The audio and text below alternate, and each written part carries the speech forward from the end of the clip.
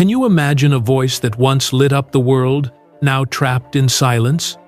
Julie Andrews, the woman who once sang on mountaintops, echoing through valleys with melodies that defined generations, can no longer sing. Her voice, that angelic, crystal-clear soprano that carried the sound of music, Mary Poppins, and the hopes of millions, was taken from her by a single surgery. Today, the world still plays her songs, still finds comfort in her lullabies, still feels chills hearing Edelweiss. But Julie? She hears them too, unable to join in. The music lives on, yet the voice behind it has been silenced. She once held the world in the palm of her hand, her every note a beacon of joy. Now, behind the curtains of fame, she lives in quiet, her songs more alive than ever, while her own voice is gone. This is the story of Julie Andrews, not the legend the world remembers, but the woman who lost everything she never thought she'd live without. And you'll soon see her in a completely different light. Julie Andrews was born in 1935 inches, Walton-on-Thames, England, into a world that felt anything but musical. Her early years were marked not by lullabies and harmony, but by instability, pain, and secrets no child should ever have to carry. Her mother, Barbara, was a pianist and piano teacher. Her father, Ted Wells, a teacher. But behind the proper English facade, the truth was far more complex. Julie would later learn that Ted was not her biological father. Her real father was a family friend, the result of an affair. The revelation, though kept from her for years, would add yet another layer of displacement to a girl who already felt emotionally adrift. Julie's childhood home was fractured by war and poverty.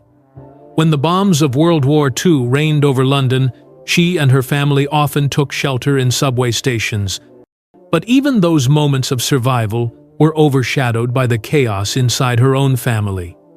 Her parents divorced when she was 4. Her mother remarried to a man named Ted Andrews, a vaudeville performer with alcohol problems and a sinister darkness Julie would come to fear. Julie once said, "I don't remember ever not singing. But I also don't remember feeling completely safe." Ted Andrews, her stepfather, would pressure the young Julie to perform in pubs and clubs, long before she understood what any of it meant. She became the family's breadwinner before she even reached her teens. And while the world would one day praise the strength in her voice, that strength came from necessity, not joy. Her soprano became both her salvation and her shield, a way to be needed, a way to be loved, a way to survive. By the age of 9, Julie was already on stage, performing in vaudeville acts with her mother and stepfather. The irony is unbearable. The very voice that enchanted audiences night after night was forged in fear and pressure. Her talent was exceptional, yes, but it was also exploited. Behind the curtains, she navigated a household riddled with emotional manipulation. There were whispers of abuse. Her stepfather's drinking grew worse. Julie would lock herself in rooms just to feel safe. The little girl with the golden voice had no one to protect her. She rarely spoke about these years in public, but when she did, there was a softness and a sorrow. "I had to grow up very quickly," she once said. "There was no choice." Even her rise to fame was rooted in loss. As a child, she clung to music because everything else felt unreliable. Her voice became her anchor in a life that was constantly shifting. No one saw the fear behind the curtain call. No one heard the silent sobs in the dressing room. Julie Andrews became a symbol of grace, poise, and perfect pitch. But the little girl inside her, the one who just wanted to be safe, Julie's voice was unlike anything England had heard in decades. Clear, effortless, soaring. By the time she was 12, she had already performed at the London Palladium before King George VI. But this wasn't a fairy tale beginning. It was a job, a duty, a way to carry her family on her tiny shoulders. She didn't get to be a child. While other girls her age played in schoolyards, Julie rehearsed arias and vocal warm-ups. While others learned to dance, she studied Italian opera. At age 13, she was singing the demanding coloratura roles of the great sopranos with precision that stunned audiences and critics alike. But the stage was never soft, and Julie's success came with a heavy cost. The pressure to be perfect, to always smile, to never crack. She was just 19 when she was cast in The Boyfriend, her first Broadway show. It was her first time in America. A new land, a new language of fame. Her accent was unfamiliar to many. Her English manners misunderstood. But night after night, she stepped into the spotlight, determined to prove she belonged. Then came My Fair Lady. The role of Eliza Doolittle was grueling vocally and emotionally. 8 shows a week, years without rest. Audiences adored her. Critics hailed her as the voice of a generation. But the pain behind the curtain was mounting. Her vocal cords were strained. Her body was exhausted. And still she kept going. Because Julie had learned one thing as a child: you don't stop. You don't say no. You sing even when it hurts. And then came the heartbreak. When My Fair Lady was adapted into a film, Julie, who had originated the role on stage and made it iconic, was not cast. The studio chose Audrey Hepburn instead. Julie had the voice, but not the fame. Hollywood wanted a face they could sell, even if it couldn't sing. She was crushed. She had poured years into that character, only to be told she wasn't marketable enough. It was a betrayal that could have ended her. But then, destiny knocked. Walt Disney saw something no one else did. He offered her the role of Mary Poppins. Julie initially refused. She was pregnant and exhausted. But Disney waited. And when she finally said yes, the world would never be the same. Mary Poppins exploded onto screens in 1964. Julie wasn't just a star, she was a phenomenon. She won the Academy Award for Best Actress on her very first film. Her voice danced through A Spoonful of Sugar and Feed the Birds, enchanting children and adults alike. She was magic personified. And yet, there was still pain. The fame came fast and hard. Julie went from obscure to omnipresent. Everyone wanted a piece of her. Her privacy vanished. Her schedule became brutal. But she wasn't done.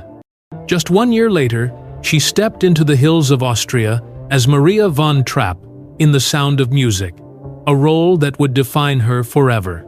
It was a risk. The film was expensive, the genre fading. But Julie, with her courage, her grace, her voice, turned it into one of the most beloved films in cinematic history. It became the highest-grossing film of its time. And Julie? She became immortal. But even as the world sang along, even as her face lit up billboards from Los Angeles to Tokyo, a question lingered inside her. At what cost?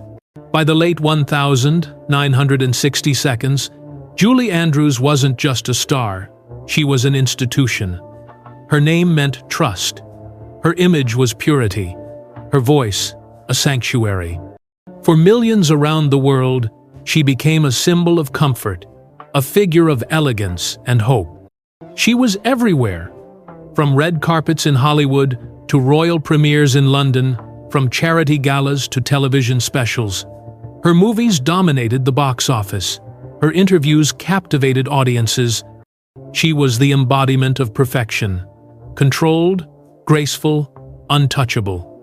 But the crown she wore came with thorns. The very image that had made her a household name now trapped her in roles that no longer reflected the woman she was becoming. Studios only saw her as the gentle nanny, the musical governess, the wholesome heroine. They didn't want Julie Andrews, they wanted Mary Poppins forever. She was typecast into her own success. And worse, the world didn't want her to evolve. When she dared to take darker, more complex roles in films like Darling Lili or The Tamarind Seed, Audiences resisted. Critics were cruel. Her attempts to break free from the mold were met with polite disinterest or outright rejection. Behind the scenes, Julie was battling more than just creative stagnation. The demands of fame were merciless. Endless press tours, film schedules that left no room for rest. A life ruled by contracts, scripts, and cameras. Her marriage to designer Tony Walton had ended. She was now a single mother navigating one of the most visible careers in the world. She remarried to acclaimed director Blake Edwards, but even their union was shaped by the gravity of Hollywood. Edwards battled chronic illness and depression. Their blended family came with challenges, and all the while, Julie remained the pillar, the unbreakable one, the smile that never faltered. But inside, she was tired. There were moments, private and fleeting, where she admitted that the whirlwind was too much, that she missed silence, that she longed for anonymity, that being Julie Andrews meant never being able to simply exist. Her work ethic was legendary, but it was also unforgiving. She would rehearse endlessly, even when sick. She would tour relentlessly, even when exhausted. She gave herself completely to every production, every note, every audience. And yet, the pressure to maintain perfection only grew heavier. She once said, "Success is terrifying, because once you have it, you're expected to keep it, forever." That fear of slipping, of disappointing, of failing, became a shadow she carried even at her brightest moments. Yes, she had everything, the awards, the adoration, the applause, but not peace, not rest, not freedom. Julie Andrews had become an icon, but in doing so, she began to lose sight of the person beneath the crown. In 1997, Julie Andrews stepped into a surgical suite at Mount Sinai Hospital in New York for what was supposed to be a routine operation. She had developed non-cancerous nodules on her vocal cords, a common issue for singers, one easily removed with modern procedures. The doctors assured her it was simple. She would be back on stage in no time. She believed them. But when she woke up, something was wrong. Her voice, the very thing that had built her world, that had lifted millions, was gone. Not altered, not weakened, gone. She couldn't sing. She could barely speak without strain. The pure, crystalline soprano that had once made audiences weep with joy had been reduced to a rasp. She tried to convince herself it was temporary, that healing just took time. But days turned into weeks, weeks into months, and still silence. She later described the experience as devastating, like losing a limb.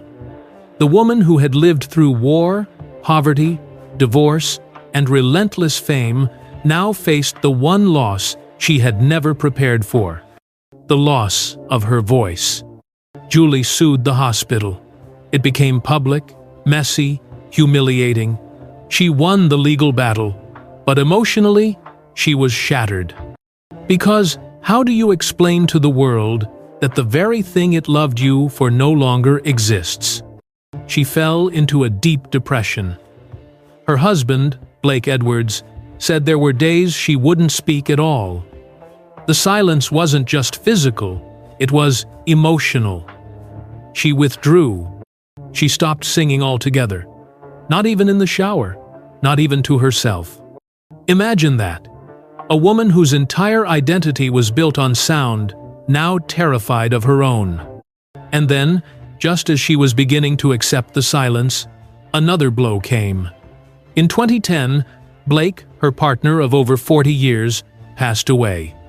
They had shared everything: the highs of Hollywood, the lows of illness, the chaos of raising children in the spotlight.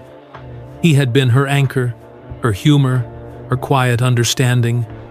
And now, he too was gone. Julie was left with the ache of two absences: the man she loved and the voice the world adored. She once whispered to a close friend, "I used to sing when I was sad. Now, I don't know what to do." This was not a scandal, not a tabloid drama. There were no drug overdoses, no arrests, no headlines screaming disgrace. Her tragedy was quieter, but in many ways far more haunting. Because the world still plays her music. Her songs still echo in movie theaters, in Christmas specials, in family homes across generations. People still sing Do Re Mi without realizing the woman who made it immortal can no longer join in. Julie Andrews lives in a world where her voice is everywhere except inside her. It is a grief most can't comprehend. Not death, not destruction, but the slow mourning of something that once defined you and is now irretrievably gone. Julie Andrews could have disappeared.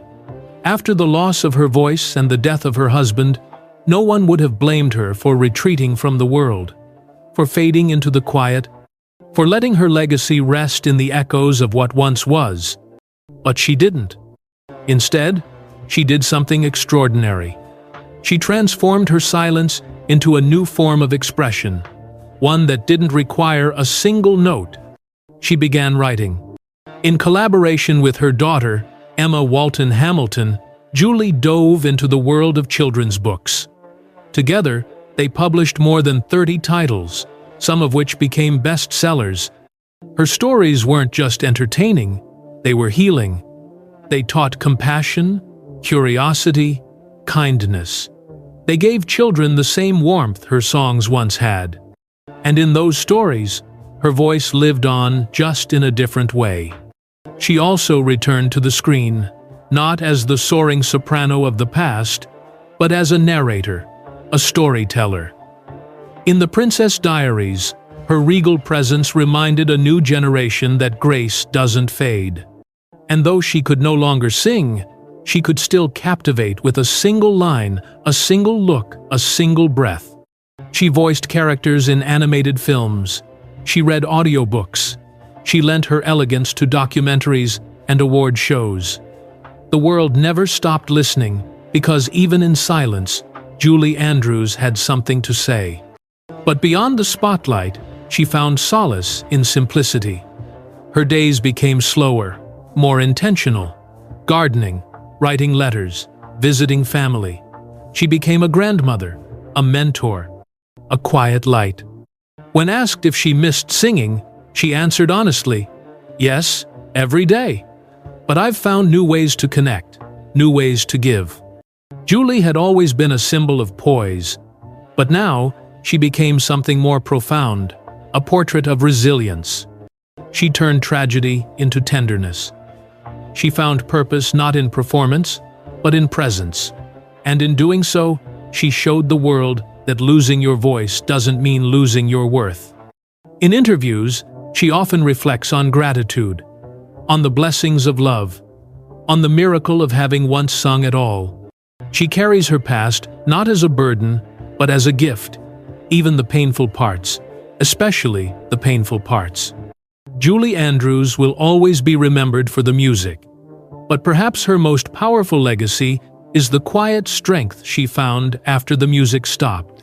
Somewhere, right now, a child is watching the sound of music for the very first time. Their eyes widen, their heart lifts.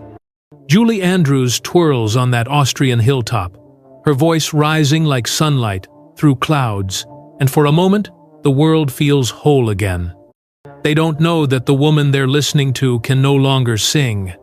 They only know what they feel: joy, wonder, hope.